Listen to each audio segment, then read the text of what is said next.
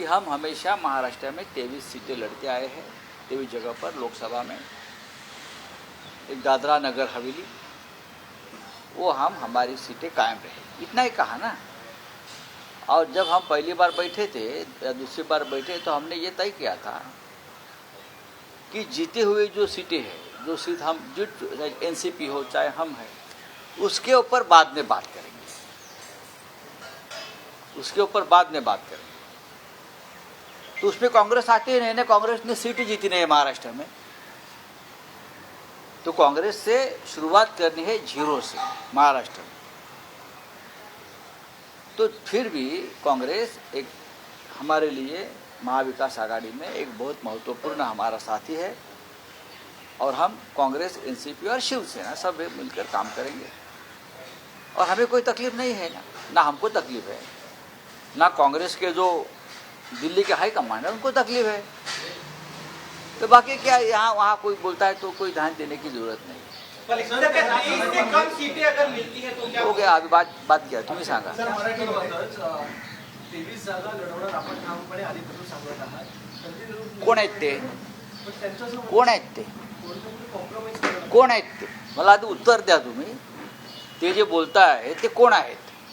त्यांना अधिकार आहे? त्यांच्याकडे काय पॉवर ऑफ अटर्नी आहे?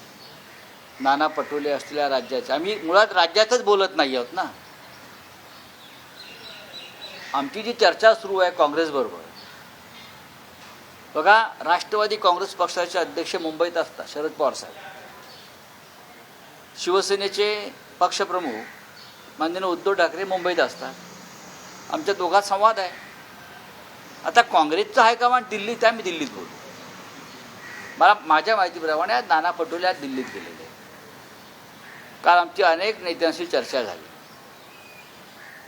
दिल्लीतल्या महाराष्ट्रातल्या जे प्रमुख नेते आहेत त्यांच्याशी आमची चर्चा झाली, आणि आमची भूमिका स्पष्ट आहे। आणि ही काय आजच बोलतो असं नाही ना, की आज बोलतोय का, की आम्ही 23 जागांवर लढलो होतो, आम्ही 18 जागा जिंकल्या होत्या। संभाजीनगरची जागा फार थोड्या फरकाने आम्ही हरलो, म्हणजे 19 बरोबर। शिरूरची जागा आम्ही लढलो, तिथे आता राष्ट्रवादी काँग्रेस पक्षाचे खासदार आहेत। जिंकलेल्या जागांवर बोलायचं नाही, चर्चा करायची नाही, हे धोरण ठरलं आहे। जिंकलेल्या, आता काँग्रेसने जागा जिंकलेल्या नव्हत्या महाराष्ट्रात, पण जिथे काँग्रेसची ताकद आहे, जिथे काँग्रेस जिंकू शकते, जिथे काँग्रेसची आम्हाला मदत होऊ शकते, तिथे काँग्रेस राहणारच। आणि ह्याच्यावरती दिल्लीचं हायकमांड काँग्रेसचं आणि आमचं एकमत झालेलं आहे। त्याच्यामुळे महाराष्ट्रामध्ये जर कोणी काय इतर मुंबईत कोणी बोलत असेल तर त्याकडे आम्ही फार गांभीर्यानं पाहण्याची गरज नाही। उद्धव ठाकरे आणि माननीय शरद पवार साहेब यांच्यामध्ये उत्तम संवाद आहे। शरद पवार, माननीय उद्धव ठाकरे आणि दिल्लीत खरगे साहेब, राहुलजी आणि वेणुगोपालजी यांच्यामध्ये अत्यंत चांगला संवाद आहे। बघू ना, आम्ही पाहू की काय करायचं ते। शिवसेनेचे जे 23 जागा आहेत त्यामध्येच वंचितला देखील जागा मिळणार असं पाहू ना। वंचित बरोबर सुद्धा चर्चा अंतिम टप्प्यात आहे। माझं असं म्हणणं आहे किंवा माझ्या पक्षाचं असं म्हणणं आहे, उद्धव ठाकरे साहेबांचं म्हणणं आहे, माननीय शरद पवारांचं असं म्हणणं आहे की वंचित आघाडीचा जो फोर्स आहे तो आपल्याबरोबर घ्यायला हवा। त्याच्याविषयी कोणाच्या मनात शंका असण्याचं कारण नाही। काँग्रेसनं सुद्धा त्याला सहमती दिली आहे दिल्लीतल्या नेत्यांनी। आणि मी वारंवार सांगतो की प्रकाश आंबेडकरजी यांचं नेतृत्व या महाराष्ट्रामध्ये आहे, आणि त्यांची भूमिका या देशातून हुकुमशाही कायमची नष्ट करावी या पद्धतीची आहे। डॉक्टर बाबासाहेब आंबेडकरांचीच भूमिका ते मांडतात, आम्ही सगळे डॉक्टर आंबेडकरांची भूमिका मांडतो। त्याच्यामध्ये मतभेद असण्याचं कारण नाही। या क्षणी तरी आम्ही एकत्र सगळं चर्चाच करतो आहोत। बीजेपी को हराना आप लोग का थांबा जरा, पूर्ण होईल। शिवसेना उद्धव ठाकरे गटातून शिवसेनेला राम मंदिराचं निमंत्रण आलं किंवा शरद पवार यांना देखील आलेलं असं सांगितलं, कोण कोण जाणार आहे, आपल्याला जाणार आहात की नाही? बघा, आम्ही इथे आमंत्रणाची वाट बघत बसलेलो नाही आहोत। भारतीय जनता पक्षाचा कार्यक्रम आहे, ती काय 15 ऑगस्टची परेड नाही आहे किंवा 26 जानेवारीचा प्रजासत्ताक दिन सोहळा नाही आहे। खरं म्हणजे तो अशा प्रकारचा कार्यक्रम व्हायला हवा होता अयोध्येमध्ये, पण हा भारतीय जनता पक्षाचा कार्यक्रम असल्यामुळे अनेक लोक तिथे जाणार नाही. हा पक्षीय कार्यक्रम, हा राष्ट्रीय कार्यक्रम असता तर आम्ही त्यात लक्ष घातलं असतं. पक्षीय कार्यक्रम आहे, त्यांच्या पक्षाचा कार्यक्रम होऊ द्या, त्यांच्या पक्षाचा त्यांना झेंडा फडकवू द्या, गर्भगृहात जाऊन फोटो काढू द्या, आमचं काहीच म्हणणं नाही. प्रभू श्रीराम सगळ्यांचे आहेत. अशा प्रकारचं राजकारण करून प्रभू श्रीरामाला त्रास होईल, त्यांच्या आत्म्याला त्रास होईल आणि परत ते वनवासात जातील असं कृत्य करू नका, असं माझ्या तर हात जोडून विनंती आहे. तुम्हाला निमंत्रण आलंय का? सुप्रिया सुले का बयान आया कि दो चीजों के बीच में मैंने चुनाव किया, एक स्ट्रगल और दूसरा पावर. एक तरफ मेरे पिताजी हैं, दूसरी तरफ अमित शाह हैं, होम मिनिस्टर. इस तरह का बयान आया सुप्रिया सुले का. तो क्या क्या? कहना चाहते हैं कि आप लोग भी इस तरह से संघर्ष कर रहे हैं? पूरा देश संघर्ष कर रहा है, पूरा देश संघर्ष कर रहा है ना. जिसे सुप्रिया जी ने कहा ये बात सही है.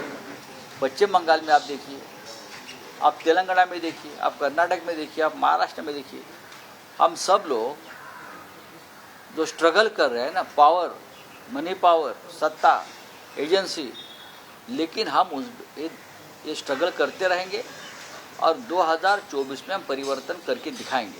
ममता बनर्जी ने कहा है पूरे देश में इंडिया गठबंधन लड़ाई लड़ेगी, लेकिन बंगाल में हम टीएमसी नेतृत्व करेंगे. क्या उसी तरह महाराष्ट्र में शिवसेना नेतृत्व करेगी इस लड़ाई का? एक बात ऐसी है, आपका प्रश्न मुझे समझ में आया है. ममता बनर्जी पश्चिम बंगाल में सबसे बड़ी पार्टी है, सत्ता पे है, और सबसे बड़ा नेतृत्व पश्चिम बंगाल में ममता जी का है. तो वहाँ का जो अलायंस होगा इंडिया का, वो ममता जी के साथ बैठकर उनके साथ उनकी भूमिका समझकर करना पड़ेगा. महाराष्ट्र में शिवसेना बड़ी पार्टी है. देखिए, ये लोग बोलते हैं पार्टी टूट गई. आप कौन तय करेगा हमारी पार्टी टूट गई? मैंने कल कहा आपकी पार्टी नहीं टूटी थी ना, राजस्थान, मध्य प्रदेश, छत्तीसगढ़ में, फिर भी कांग्रेस हार गई ना. पार्टी टूटने का, एक साथ रहने का कोई मतलब नहीं. पार्टी जमीन पर होती है, पार्टी जमीन पर होती है, पार्टी कार्यकर्ता जमीन पर होते हैं, वो हमारे साथ है और रहेंगे. तो ये कोई अगर हमें देता है ज्ञान आपकी पार्टी टूटी है, तो ये गलत है. आपकी पार्टी बिना टूटे हुए भी हार गई. ये अगर मैं जवाब दूं उनको तो क्या करोगे आप? हमारी पार्टी टूटी थी, फिर भी हमने अंधेरी की एक बाई इलेक्शन जीत लिया ना जोर से. हमारे पार्टी के मदद से हम पुणे की कस्बा की सीट आप जीत गए ना. तो ये महाविकास आघाड़ी का गठबंधन एक मजबूत जोड़ है. हमको एक साथ रहना है और हम एक साथ रहेंगे. सर, राहुल गांधी का बयान आया. राहुल गांधी प्रधानमंत्री बने, इस तरह की इच्छा जो है कर्नाटक के मुख्यमंत्री सिद्धरामैया ने व्यक्त की है, आप क्या सोचते हैं? देखिए, कर्नाटक के मुख्यमंत्री ने अगर वो इच्छा व्यक्त की है तो उसमें गलत क्या है? राहुल गांधी लोकप्रिय नेता है. राहुल गांधी पूरे देश में जिस तरह से भारत जोड़ो यात्रा, भारत न्याय यात्रा के माध्यम से पूरे देश को जोड़ रहे, लोगों के मन में राज कर रहे, राहुल गांधी एक चेहरा है. राहुल गांधी का स्ट्रगल और संघर्ष जारी है और लोगों को संघर्ष करने वाला नेता बहुत ही प्रिय लगता है. राहुल गांधी झूठ नहीं बोलते, राहुल गांधी प्रामाणिक है, राहुल गांधी देशभक्त है. तो प्रधानमंत्री होने के लिए और कौन से गुण चाहिए? यही तो गुण चाहिए. तो अगर कर्नाटक के मुख्यमंत्री ने बात कही है तो मुझे लगता है उसमें गलत क्या है.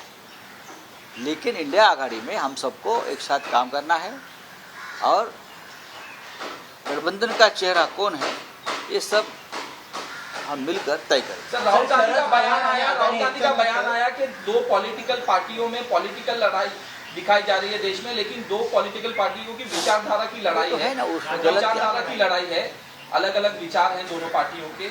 इस तरह से राहुल गांधी एक बोगस नकली हिंदुत्ववाद और नकली देशभक्ति है, ये एक विचारधारा. और दूसरी है ये देश का बचाने के लिए, तानाशाही के खिलाफ लड़ने के लिए एक विचारधारा काम कर रहे हैं, वो हम सब हैं. हम बोगस और नकली नहीं हैं, हम झूठे नहीं हैं, हम झूठ नहीं बोलते. सर, जर 16 आमदार अपात्र झाले तर त्या सगळ्या 16 आमदारांना एकनाथ शिंदे यांच्यासह भाजपमध्ये विलीन करण्याची तयारी किंवा रणनीती ही भाजपची आखली अशी माहिती मिळते. बघा, कोणत्या परिस्थितीत त्यांना अपात्र ठरावंच लागेल. बरोबर आहे. त्यांना कमलाबाईच्या पदराखाली जावंच लागेल. त्यांच्याकडे दुसरा पर्याय नाही. हे शिवसेना वगैरे आमची सगळं झूट आहे त्यांचं. ही नौटंकी आहे. या नौटंकीची स्क्रिप्ट दिल्लीतून भारतीय जनता पक्षाच्या नेत्यांनी लिहिलेली आहे. पण हा सिनेमा आता पडेल. जानेवारीच्या पहिल्या आठवड्यापर्यंत हा सिनेमा पूर्णपणे कोसळेल. तेव्हा त्यांना तुम्ही म्हणताय, आमची तीच भूमिका आहे की त्यांना कमळामध्येच विलीन व्हावं लागेल आणि कमळावरचे भुंगे म्हणून त्यांना भूभू करत फिरावं लागेल कमळाभोवती. स्वाभिमान वगैरे सगळं त्यांचे शब्द, अभिमान, स्वाभिमान, हिंदुत्व हे झूट आहे. अजित पवारांचा गट असेल किंवा एकनाथ मिंधेंचा गट असेल, त्यांना भारतीय जनता पक्षाशिवाय चरणाशी बसल्याशिवाय दुसरा पर्याय नाही. त्याच्यामुळे ही जर ही बातमी तुमच्याकडून येत असेल तर त्या बातमीत तथ्य आहे. कारण शेवटी घटनेनुसार, घटनेतील 10व्या शेड्यूलनुसार त्यांना स्वतःला विलीन करून घ्यावं लागेल. त्यांचं अस्तित्व संपेल. सर, पार्टी के लोग अपने अपने नेता जो है उनको अपना पीएम फेस बता रहे हैं. उसी के साथ साथ ये गलत है. ऐसा कुछ हुआ नहीं है. कोई उत्साही कार्यकर्ता होते हैं, कर लेते हैं. नीतीश कुमार जी ने खुद कहा है, मुझे इस प्रकार की कोई आकांक्षा नहीं है. ममता जी ने खुद कहा है, मुझे कोई इस प्रकार की महत्वाकांक्षा नहीं है. हाँ, राहुल गांधी जी ने खुद कहा है, खरगे साहब ने कहा है, उद्धव ठाकरे साहब ने कहा है. तो ये कौन ये सब हवा, ये बीजेपी का आईटी सेल है, ये सब करता है.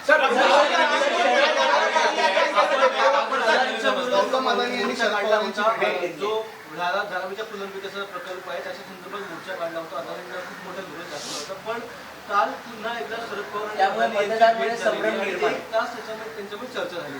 तर कसं बघता शरद पवार एका बाजूला तुमच्या बरोबर देखील आहे, दुसऱ्या बाजूला यात काय संबंध काय? याच्यामध्ये महाविकास आघाडीचा संबंध काय? अडाणी हा काही कळीचा मुद्दा नाही आहे. आम्ही धारावीच्या प्रकल्पातल्या ज्या अटी आणि शर्ती आहेत त्याला विरोध आहे आमचा. कोण कोणाला भेटतंय ह्याच्यावरती महाविकास आघाडीचं भविष्य नाही आहे.